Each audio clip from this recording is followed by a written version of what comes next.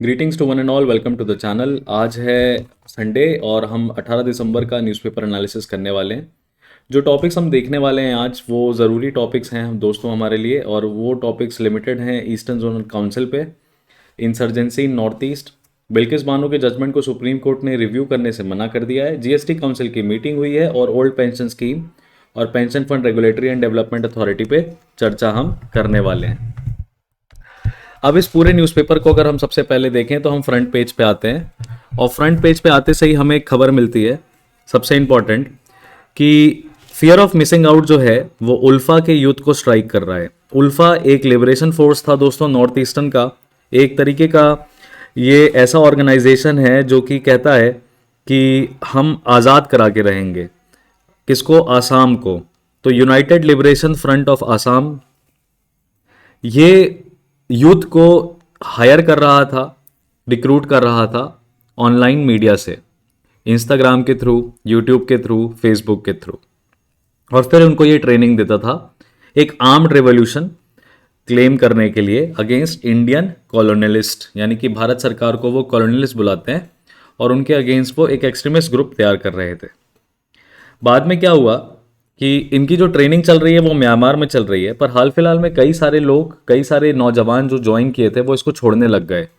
वो इसको छोड़ने इस कारण की वजह से लग गए क्योंकि ये जो ऑर्गेनाइजेशन है ये मोबाइल फ़ोन का इस्तेमाल जो करते थे उनको हायर करता था ऑनलाइन मीडिया के तहत, लेकिन फिर बाद में क्या करता था कि उन लोगों को मोबाइल फ़ोन अलाउ नहीं करता था यूज़ करने के लिए।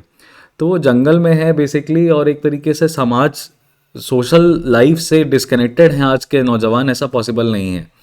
तो इसी कारण की वजह से हमको यहाँ पे दिखाई दे रहा है कि फियर ऑफ मिसिंग आउट जो है वो इनके यूथ को स्ट्राइक कर रहा है, यानी कि ये यूथ परेशान है इस चीज़ से, और वो बिना सोशल मीडिया के नहीं जी पा रहे हैं।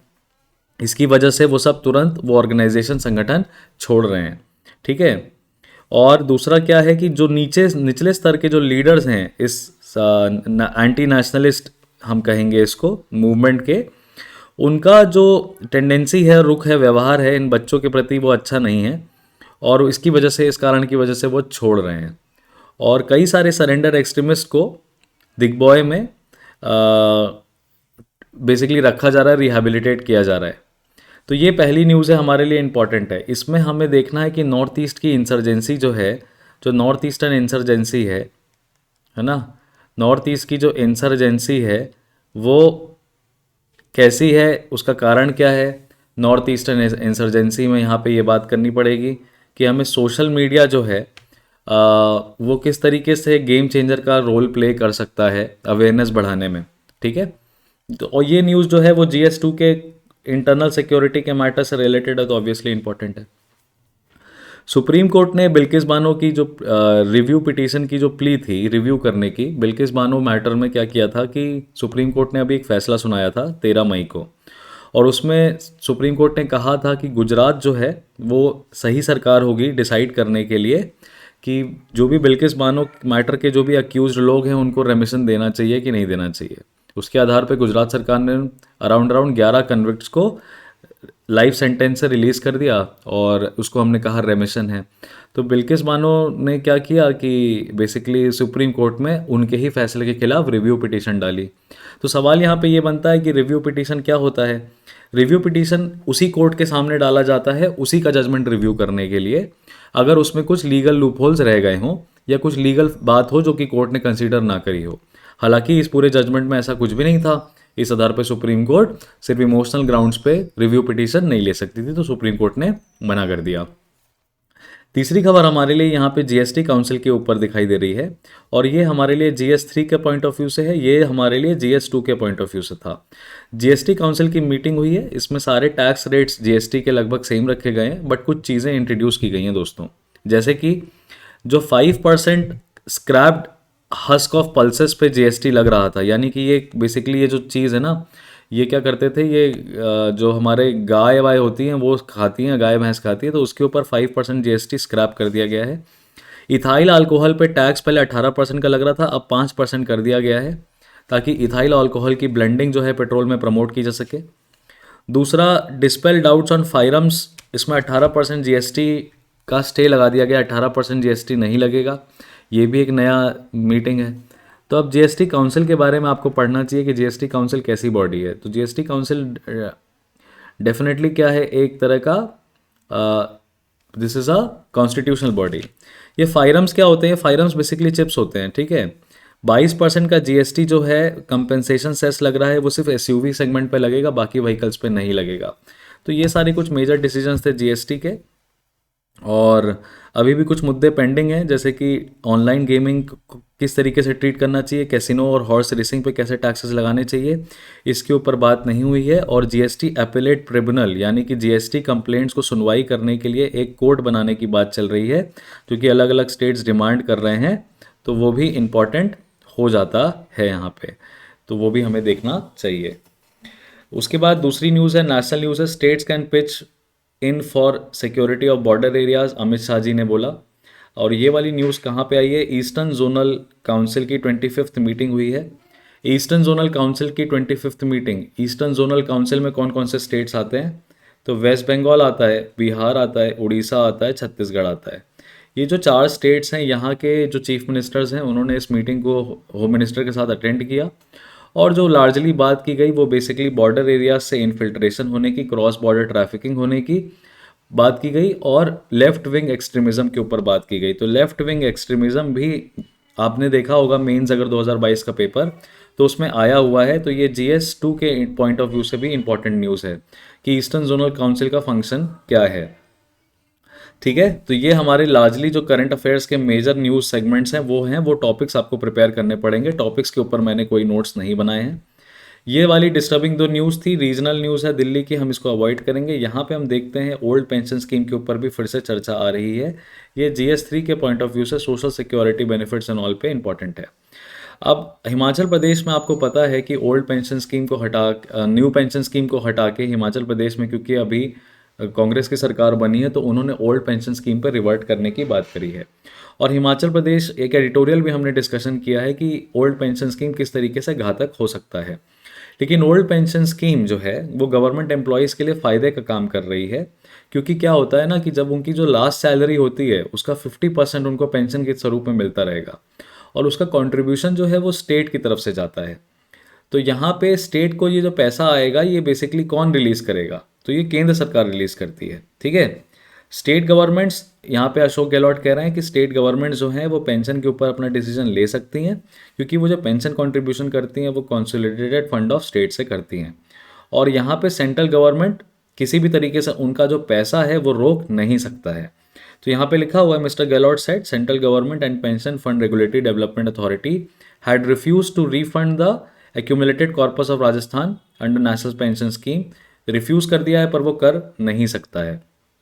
तो यहाँ पे पूरी बात की गई है ओल्ड पेंशन स्कीम और न्यू पेंशन स्कीम के तहत। अशोक गहलोत जी की बातों में दम भी है, क्योंकि वो कह रहे हैं कि स्टेट लेजिस्लेटर के पास पावर है आर्टिकल 246 में कि वो स्टेट लिस्ट में दी गई चीज़ों पे कानून बना सकता है। और कॉम्प्ट्रोलर ऑडिटर जनरल की 2018 की रिपोर्ट में कहा गया है कि न्यू पेंशन स्कीम जो है 2004 की उतनी सक्सेसफुल नहीं है। और PFRDA ने भी अभी अपनी रिसेंटली स्टेटमेंट में कहा है कि 1600 करोड़ का जो पैसा लगाया था उन्होंने, कहाँ से? स्टॉक मार्केट में इन्वेस्ट किया था एम्प्लॉय कंट्रीब्यूशन से, वो भी ख़त्म होने की कगार पे आ चुका है। तो ओल्ड पेंशन स्कीम में और न्यू पेंशन स्कीम में हमें बहुत सारे स्टेट्स इन्वॉल्व होते दिखाई देते हैं। हिमाचल प्रदेश, छत्तीसगढ़, राजस्थान, झारखंड, पंजाब, जो भी नॉन BJP रूल्ड स्टेट्स हैं वो सब ओल्ड पेंशन स्कीम को एक पॉलिटिकल उसकी तरह लेके चल रहे हैं। यहाँ पे एक और रीजनल न्यूज़ है कि कर्नाटका का असेंबली जो है वो विंटर में मीट होने वाला है बेलागावी में, और कर्नाटक और महाराष्ट्र के बीच में बाउंड्री डिस्प्यूट चल रहा है। अमित शाह ने बोला है कि जब तक सुप्रीम कोर्ट कोई फैसला नहीं सुना देती है तब तक कोई भी मिनिस्टर किसी भी स्टेट का क्लेम ना करे।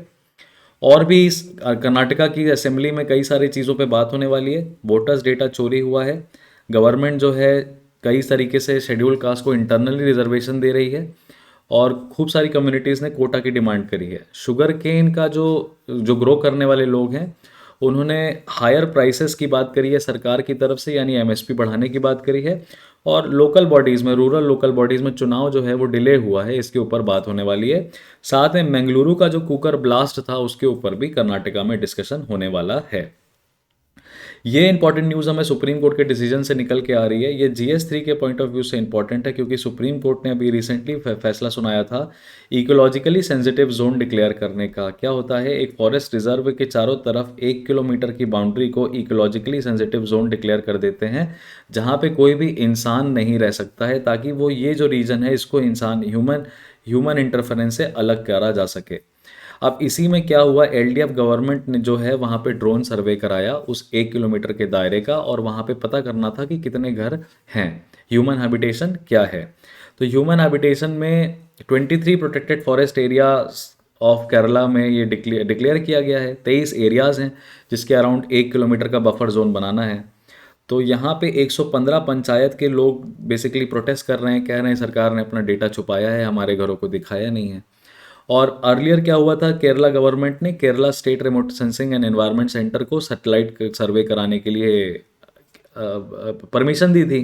कहा था कि परमिशन करिए और प्रपोज बफर जोन में देख के बताइए। और उन्होंने एक चेयरमैनशिप, एक कमेटी बनाई थी, उसके चेयरमैनशिप में former chief justice of west Bengal high court TB Radhakrishnan, ताकि फील्ड स्टडी कर सकें।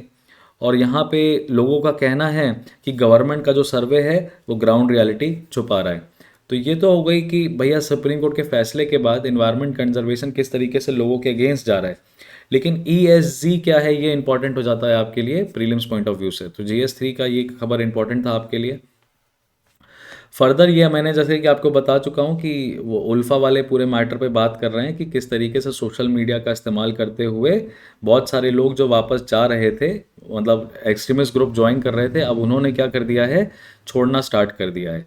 तो हम कनेक्टिविटी अगर बढ़ा दें अपनी बोथ सरफेस मतलब रोड के माध्यम से, टेलीकॉम के माध्यम से, तो देखा जाएगा कि एक्सट्रीमिस्ट फैक्शन जो है उसको ख़त्म किया जा सकता है। बहुत सारे नौजवान जो कि पुलिस टेस्ट में फेल होते हैं या पुलिस में भर्ती नहीं कर पाते हैं, वो for want of money and for enthusiasm वो जाते हैं इन सब चीज़ों में, लेकिन मोबाइल फ़ोन से दूर ज़्यादा दिन तक नहीं रह पाते हैं। ठीक है। और दूसरा चीज़ ये भी है कि उल्फा का जो अब उद्देश्य है आसाम को इंडिपेंडेंट कराने का, वो अब कारगर नहीं साबित हो सकता है। बहुत सारे लोगों का ये मानना है कि अगर सरकार लोकल आसामी लोगों को अपने संसाधनों में, अपने पॉलिटिकल सिस्टम में इंक्लूड कर ले अगर, तो ये उल्फा का जो ऑब्जेक्टिव है वो पूरी तरीके से ख़त्म हो जाएगा। और सरकार ने अपने जवाब में ये भी कहा है कि सरकार पूरी तरीके से कार्यरत है कि यहाँ के जो नौजवान हैं उनको नेशनल और टॉप कॉलेजेस, कंट्री के जो यूनिवर्सिटीज़ हैं वहाँ पे वोकेशनल ट्रेनिंग के लिए भेजा जा सके, ताकि उनके दिमाग में ये सब चीज़ें ना आए। उसके बाद GS2 के पॉइंट ऑफ व्यू से, अगेन मेंस के पॉइंट ऑफ व्यू से ये न्यूज़ इंपॉर्टेंट है। क्या है, सुप्रीम कोर्ट का जो रोल है सिटीजन्स के प्रोटेक्टर की तरह, वो पूरा नहीं हो पा रहा है क्योंकि पेंडेंसी ऑफ केसेस बहुत हैं। ऐसा लॉ मिनिस्टर ने एक रिपोर्ट में सामने रखा है। अब यहाँ पे आप देख सकते हैं कि पब्लिक इंटरेस्ट लिटिगेशन के 2870 मामले जो हैं सुप्रीम कोर्ट के सामने पेंडिंग हैं, और ये अपने आप में बहुत बड़ी बात है। स्पेशल लीव पिटीशन और रिट पिटीशन की बात करें तो 4331 स्पेशल लीव पिटीशन और 2209 रिट पिटीशन के मैटर पेंडिंग है। तो आपको एक चीज़ यहाँ से ये समझ में आ रही है कि public interest litigation, special leave petition और रिट पिटीशन 3 तरह के बेसिकली माध्यम है जिसको यूज़ करके हम सुप्रीम कोर्ट में अपनी अर्जी डाल सकते हैं। सुप्रीम कोर्ट के लिए लॉ मिनिस्टर किरण रिजिजू ने ऐसा कहा कि फ्रिवोलस पब्लिक इंटरेस्ट लिटिगेशन, फर्जी पब्लिक इंटरेस्ट लिटिगेशन और बेल एप्लीकेशन जो है वो सुप्रीम कोर्ट का कीमती समय खा रहा है। और यहाँ पे सुप्रीम कोर्ट के चीफ जस्टिस ऑफ इंडिया ने कहा कि जब पर्सनल लिबर्टी की बात होती है तो सुप्रीम कोर्ट हाथ में हाथ धरे नहीं बैठ सकता, उसको डिसीजन देना ज़रूरी है। ठीक है। और यहाँ पे ये कहा गया है कि the government zeroing in on bail applications is one of the reasons for slow justice comes at a time when 10 bail pleas are heard every day by all 13 benches of the Supreme Court। 13 benches बिठाई गई हैं, हर दिन 10 bail application आती हैं supreme court के पास। ठीक है। अब PIL के ऊपर भी ये कह रहे हैं कि बहुत सारी फ्रिवोलस PILs हैं, लेकिन PIL जब डाली गई इलेक्शन कमीशन ऑफ इंडिया में अभी जो रिसेंटली अपॉइंटमेंट हुआ है उसको जब देख रही थी सुप्रीम कोर्ट, तो सुप्रीम कोर्ट को समझ में आया कि गवर्नमेंट बस बात क्या है, लिप सर्विस दे रही है, मतलब मुंह से बोल रही है बस, और इम्प्लीमेंट नहीं कर पा रही है। क्यों? क्योंकि इलेक्शन कमिश्नर ऑफ इंडिया जो अपॉइंट हुए हैं अभी, EC जो अपॉइंट हुए हैं, उनमें काफ़ी ज़्यादा डिस्क्रिपेंसीज और इश्यूज हैं। इसीलिए सुप्रीम कोर्ट जो है वो हाथ पे हाथ धरे नहीं बैठ सकती। लेकिन चीफ जस्टिस ऑफ इंडिया ने ये भी कहा कि सुप्रीम कोर्ट में क्या है कि हर कोई आ जाता है, बड़ी आसानी से आ सकता है। इसकी वजह से सुप्रीम कोर्ट थोड़ी सी डिसफंक्शनल होते हुए दिखाई दे रही है, क्योंकि 498 कॉन्स्टिट्यूशन बेंचेस यानी संवैधानिक मामले, 498 कॉन्स्टिट्यूशन बेंच केसेस मतलब 5 जजेस के सामने 498 मामले अभी भी पेंडिंग हैं, दिसंबर 13, 2022 की डेटा को अगर माने तो। और वुमेन और हरासमेंट और डाउरी क्रुएलिटी फेस करने वाली महिलाओं के संदर्भ में 283 मामले जो हैं वो भी पेंडिंग हैं। ये integrated case management information system के तहत हमको पता चलता है। तो सुप्रीम कोर्ट हालांकि पिछले साल के कंपैरिजन में इस साल काफ़ी तेज़ी से काम कर रही है, लेकिन पेंडेंसी ऑफ केसेस की क्या कारण हो सकते हैं ये हमारे लिए इंपॉर्टेंट है। तो कहते हैं यहाँ पे कि पॉपुलेशन के अवेयर हो जाने की वजह से क्या हो रहा है, पब्लिक राइट्स के बारे में लोगों को ज़्यादा पता चल जा रहा है और फाइलिंग ऑफ फ्रेश केसेस बढ़ रही है बाई लीप्स एंड बाउंड्स। ठीक है। दूसरी चीज़ ये कहा गया है कि कोई स्पेसिफिक टाइमलाइन नहीं डिसाइड किया गया है टाइगर डिस्पोजल ऑफ केसेस की वजह से।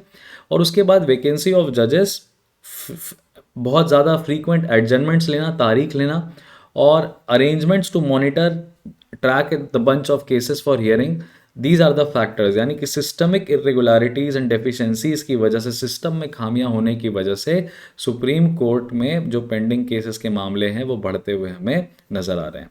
उसी तरीके से यहाँ पे भी हमारे 50th chief justice of India ने कहा कि मॉरल एजुकेशन के लिए कॉन्स्टिट्यूशन जो है वो बेस्ट डॉक्यूमेंट है। देखिए जब जब कॉन्सेप्ट ऑफ मोरालिटी की बात करते हैं, क्या सही है क्या गलत है, तो उसमें दो थियरीज बेसिकली यहाँ पे हमें सामने रखी गई हैं। एक होता है पॉपुलर मोरालिटी, यानी कि मेजॉरिटी पीपल जो लोग सोचते हैं वही मॉरली करेक्ट है, और दूसरी होती है कॉन्स्टिट्यूशनल मोरालिटी। तो पब्लिक मोरालिटी, पॉपुलर मोरालिटी और कॉन्स्टिट्यूशनल मोरालिटी हमेशा आमने सामने आते हैं। यहाँ पे सुप्रीम कोर्ट के चीफ जस्टिस ऑफ इंडिया साहब ने हमें एक बड़े सिंपल एग्जांपल में इस चीज़ को समझाने की कोशिश की। मान लीजिए कि कोई 15 साल की लड़की है जिसको ऑनर किलिंग के तहत मार दिया गया, यानी कि वो 15 साल की लड़की तो किसी दूसरी जात में या दूसरे धर्म में प्यार करती रही होगी, शादी करना चाहती रही होगी, और उस व्यक्ति को प्यार के अपराध के चलते ऑनर किलिंग कर दी गई उसके माँ बाप या परिजनों द्वारा। तो अगर हम मोरालिटी की बात करें क्या सही है क्या गलत है, तो जिन्होंने ये फैसला लिया उन्होंने ये पॉपुलर मोरालिटी के कंटेक्स्ट में लिया कि मैक्सिमम लोग या मेजॉरिटी लोग सोचते हैं कि ये गलत है, तो उन्होंने जो किया वो सही हो जाएगा। लेकिन अगर हम इसको कॉन्स्टिट्यूशनल मोरालिटी के लेंस से देखें तो ये हमें समझ में आएगा कि ये गलत है, क्योंकि कॉन्स्टिट्यूशनल मोरालिटी में इक्वालिटी और लिबर्टी जैसे प्रिंसिपल्स हमेशा आगे आते हैं। और सुप्रीम कोर्ट में सेक्शन 377 को अभी बहुत जल्दी अननेचुरल ऑफेंसेस, सेक्शन 377 को, एडल्ट्री एंड ऑल को, सबको डीक्रिमिनलाइज किया था रिसेंटली, जिसमें कि एक महिला के प्रति जो है अगर कोई शादीशुदा महिला के साथ अगर कोई सेक्सुअल रिलेशंस बनाता था तो उस व्यक्ति को पनिश किया जाएगा जो कि बना रहा है। इससे महिला की सेक्सुअल ऑटोनॉमी जो है वो छीनी जा सकती है।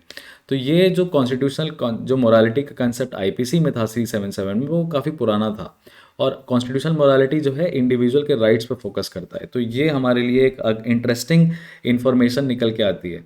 कहते हैं यहाँ पे चीफ जस्टिस ऑफ इंडिया की मोरालिटी मोरालिटी कर करके कई बार स्टेट कोशिश करता है freedom of speech and expression को छीनने की। ठीक है, इसीलिए difference between law and morals is very nebulous, and law should come to safeguard morality, not to enforce morality. This is what they are telling you. Government ने again new data protection bill के लिए जो timeline है वो भी बढ़ा दिया है, जनवरी 2 तक कर दिया है। Ministry of electronics and information technology ने ये टाइमलाइन बढ़ा दी है। दोस्तों, इस डेटा बिल में क्या बात होने वाली है, ये पर्सनल डेटा प्रोटेक्शन बिल के लिए बात करने वाला है। तो आप सबको ये क्या कहने वाला है, this is going to call you a digital nagrik. आपको ये डिजिटल नागरिक बुलाने वाला है और आपके लिए राइट्स और ड्यूटीज़ जो है एन्यूमरेट करने वाला है कि डिजिटल नागरिक के लिए, हर नागरिक के लिए क्या डिजिटल राइट्स हैं, क्या उसकी ड्यूटीज़ हैं। और जो भी डेटा फिड्यूशरी हैं, डेटा फिड्यूशरी कौन होता है, जो भी डेटा कलेक्ट करने वाली बॉडी है, उनके लिए एक सिस्टम बनाने वाला है कि किस तरीके से वो डेटा जो कलेक्ट किया गया है उसको यूज़ कर सकते हैं और शेयर कर सकते हैं, स्टोर कर सकते हैं। तो ये हमारे लिए इंपॉर्टेंट न्यूज़ है। रजौरी किलिंग्स में army find itself in a spot as JNK lieutenant governor BJP seek probe. 2 नौजवान मारे गए हैं और वहाँ के लोग विद्रोह कर रहे हैं। ये काफ़ी सैड न्यूज़ है। तो जम्मू एंड कश्मीर के director general of police Dilbagh Singh ने कहा है कि हम इन्वेस्टिगेशन करेंगे इस पूरे मामले में कि 2 सिविलियंस कैसे मारे गए आर्मी के ऑपरेशन में। और वहाँ के जो जम्मू एंड कश्मीर के लेफ्टिनेंट गवर्नर हैं, उनका नाम मनोज सिन्हा है, उन्होंने भी कहा है कि हम किलिंग्स का क्रिटिसाइज़ करते हैं और हाई लेवल इन्वेस्टिगेशन कराएंगे। सीबीआई, दिल्ली पुलिस और फेडरल ब्यूरो ऑफ इन्वेस्टिगेशन एक टैक्स सपोर्ट स्कैम को बस्ट किया यहाँ पे। इसमें बेसिकली क्या करते थे कि कनाडा और यूएसए के जो बूढ़े लोग थे, वो हमारे देश के कुछ कॉल सेंटर के लोग बेसिकली उनको एक उनके सिस्टम को हैक कर लेते थे और उसमें अपना एक सॉफ्टवेयर डाल देते थे और सिस्टम एरर शो करता था, एक पॉपअप आता था उनके सामने कि आपका सिस्टम जो है इन्फेक्टेड है, इसको सही करने के लिए इस नंबर पे कॉल करें। जब वो उस नंबर पे कॉल करते थे तो वो लोग उनके सिस्टम्स को हैक कर लेते थे। एक फ्री का एड ब्लॉकर टूल आता है, उसको इंस्टॉल कर देते थे और कहते थे प्रॉब्लम रिजॉल्व हो गई, और उसके लिए खूब सारा पैसा चार्ज कर लेते थे। तो इसमें भारत के बहुत सारे लोग इन्वॉल्व हैं अलग अलग जगह से। बेसिकली ये कॉल सेंटर नेटवर्किंग वाले हैं और $10 मिलियन करीब करीब इन्होंने इस फ्रॉड से जनरेट कर लिए हैं। तो इनके ऊपर एफबीआई इन्वेस्टिगेशन कर रहा था, तो दिल्ली और सीबीआई पुलिस ने इनको अरेस्ट किया है भारत में। ये न्यूज़ हमारे लिए हो गई। राजनाथ सिंह जी ने कहा है चाहे गालवान हो चाहे तवांग हो, हमारे आर्मी पर्सनल्स ने अनमैच ब्रेवरी दिखाते हुए उनको रोका है। और ये मीटिंग हो रही थी, एफआईसीसीआई की मीटिंग हो रही थी, जहाँ पे कि राजनाथ सिंह जी ने अपना एक्सप्लेनेशन दिया। ठीक है, तो ये पॉलिटिकल न्यूज़ है, उतनी इंपॉर्टेंट हमारे लिए नहीं है। और यहीं पे ही चाइना पे चर्चा कब करेंगे, ऐसा कांग्रेस का कहना है। भारतीय जनता पार्टी लगातार कांग्रेस पे आरोप लगा रही है, जैसे कि पार्लियामेंट्री अफेयर्स के मिनिस्टर प्रहलाद जोशी ने कहा है कांग्रेस को कि वो तुम तो यार चाइना से ब्राइब लेते थे राजीव गांधी फाउंडेशन के लिए, तुम लोग क्या बात कर रहे हो चाइना के ऊपर।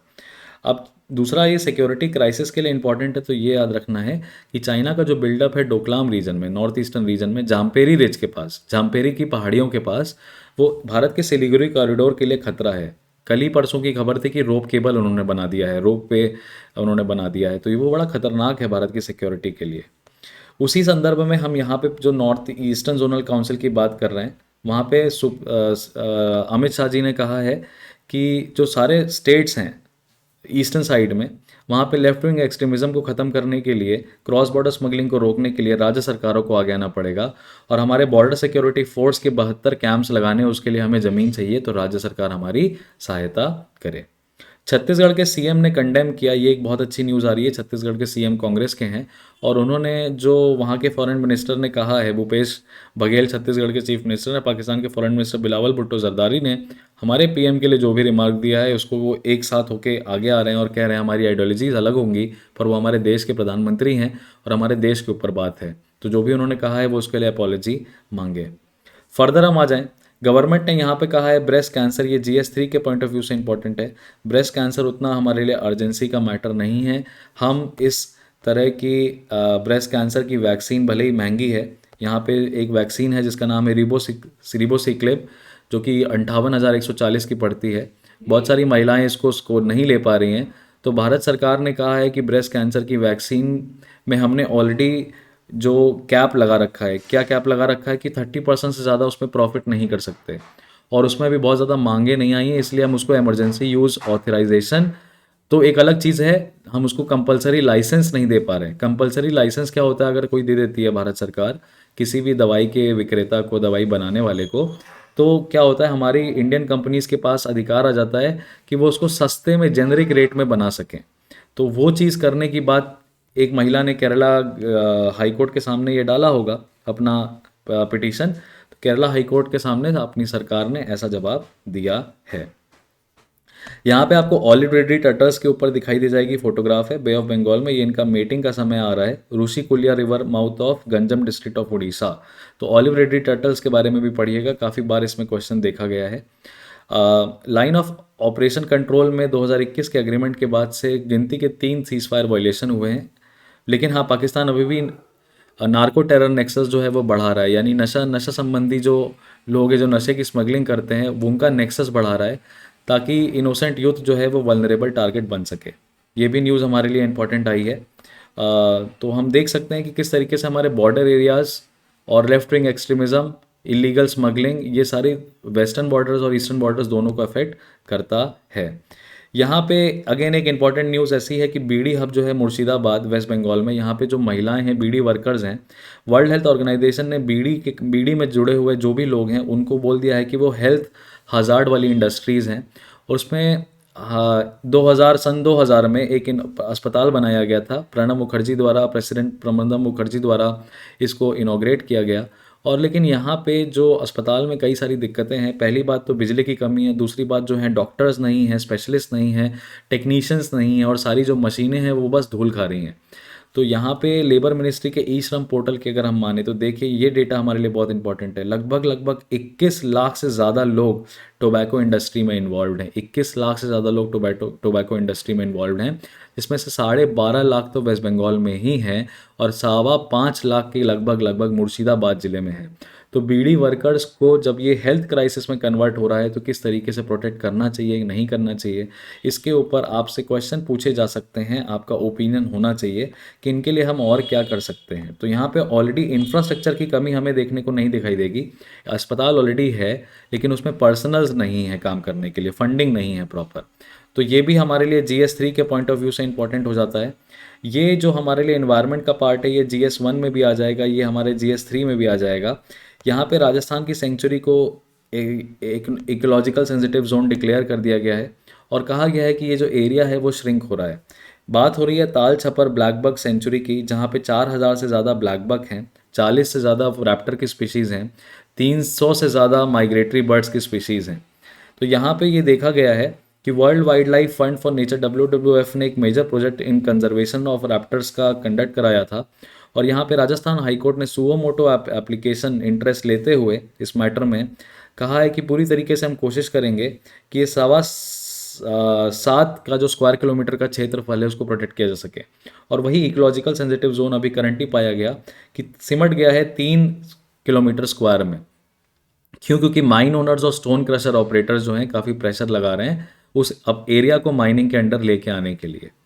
तो इसीलिए यहाँ पे कोर्ट ने फर्दर डायरेक्ट किया है कि सारी फॉर्मेलिटीज़ कंप्लीट कर दी जाएं और इको सेंसिटिव जोन ऑफ ताल छपर एरिया में किसी तरह का काम ना किया जाए। तो ताल छपर ब्लैक बग सेंचुरी कहाँ पे है, ब्लैक बग की पॉपुलेशन कहाँ पाई जाती है, वो किस कैटेगरी में आते हैं और किस तरीके से माइनिंग अफेक्ट करती है इकोलॉजिकल सेंसिटिव जोन्स को, ये सारे हमारे लिए लर्निंग पॉइंट्स हैं GS3 से। ठीक है, ये हम याद रखेंगे। उसके बाद कुछ हमारे पास और टॉपिक्स आए थे फ्रॉम साइंस एंड टेक जो कि हमें ध्यान रखना चाहिए। तो ये वाला जो टॉपिक है ये क्वांटम कंप्यूटिंग के ऊपर है और इसके ऊपर मैं आपको एक ही चीज़ दिखाई देगी, क्यूबिट्स। तो क्यूबिट्स क्या होते हैं वो आपको दिखाई देगा, पता चलेगा। जैसे कि कंप्यूटर में बिट्स होते हैं, बिट्स जो कि सिर्फ 0 और 1 का डेटा स्टोर करते हैं, वैसे क्यूबिट्स जो हैं वो 0 और 1 दोनों को अपने अंडर स्टोर कर सकते हैं। तो उसके ऊपर क्वांटम कंप्यूटिंग के ऊपर ये एक आर्टिकल आया था, किस तरीके से mRNA वैक्सीन्स यानी messenger ribonucleic acid vaccines cancer को फाइट करने में हेल्प कर रही हैं। ये आर्टिकल भी आप पढ़ेंगे, आपके लिए इंपॉर्टेंट हो जाएगा। mRNA टेक्नोलॉजी किस तरीके से DNA टेक्नोलॉजी से अलग है और कोविड में किस तरीके से वैक्सीन बनाई गई है उसके ऊपर आपको यहाँ पे चर्चा देखने को मिल सकती है, जिसको आप पढ़ेंगे। फर्दर यहाँ पे नासा ने अपना एक स्वॉट मिशन जो है वो अनाउंस कर दिया है, that is surface water and ocean topography. और ये 20 साल से बेसिकली नासा इसको बनाने का कोशिश कर रहा था। ये SUV जितनी एक बड़ी वो है सैटेलाइट है जो कि बेसिकली कोशिश करेगी माइक्रोवेव रडार टेक्नोलॉजी का इस्तेमाल करके ओशन के जो सरफेस टेम्परेचर्स हैं, उनकी हाइट है, उन सब को मेजर करने की कोशिश करेगी। और अराउंड 90% ऑफ द प्लानट के जो वाटर रिसोर्सेज हैं उनको ये सर्वे करेगा, उनको देखेगा। इससे हमें पता क्या चलेगा, इससे हमें ओशन किस तरीके से एक नेचुरल एब्जॉर्बर का काम करता है कार्बन डाइऑक्साइड के लिए, अर्थ के टेम्परेचर रेगुलेटर में कैसे काम करता है और किस तरीके से वेदर और क्लाइमेट फोरकास्टिंग जो है वो इफेक्ट हो सकती है और फ्रेश वाटर की सप्लाई जो है किस तरीके से इफेक्ट हो रही है, इन सब के ऊपर नासा का स्वॉट मिशन जो है वो काम करेगा। तो ये हमारे लिए इंपॉर्टेंट खबर हो जाती है।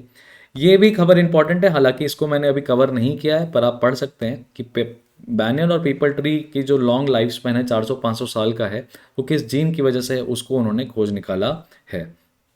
ठीक है, ये एक इंटरनेशनल न्यूज़ हमारे लिए इंपॉर्टेंट है। बेसिकली क्या होता है, देखिए ये वर्ल्ड वॉर 3 की जो सिचुएशन है उसको कैसे बढ़ावा दे सकती है। अब अर्डोगन साहब जो हैं वो 20 साल से बेसिकली टर्की के इकलौते प्रेसिडेंट रह चुके हैं। अब पावर जो है कॉन्सेंट्रेटेड हो गई है एक व्यक्ति में।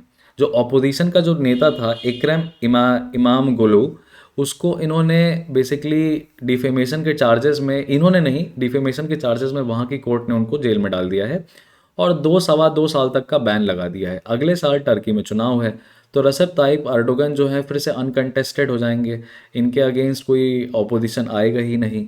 तो अगेन हम देख रहे हैं कि डेमोक्रेसी होते हुए भी डेमोक्रेसी किस तरीके से फेल हो रही है। और सिमिलर ही कुछ सिचुएशन हमने कहाँ देखी, म्यांमार में भी ऐसी सिचुएशन हमको देखने को मिली है। और जबकि श्रीलंका के एग्जाम्पल से हम समझ सकते हैं कि किस तरीके से पॉपुलर मूवमेंट ने वहाँ के इलेक्टेड रिप्रेजेंटेटिव को सत्ता से हटने से मजबूर कर दिया। तो इस तरह के एग्जाम्पल से हमें पता चलता है कि क्या हो रहा है इंटरनेशनली और डेमोक्रेसी में क्या क्या चैलेंजेस हो सकते हैं। So this was a very brief, crisp analysis of the Sunday's newspaper.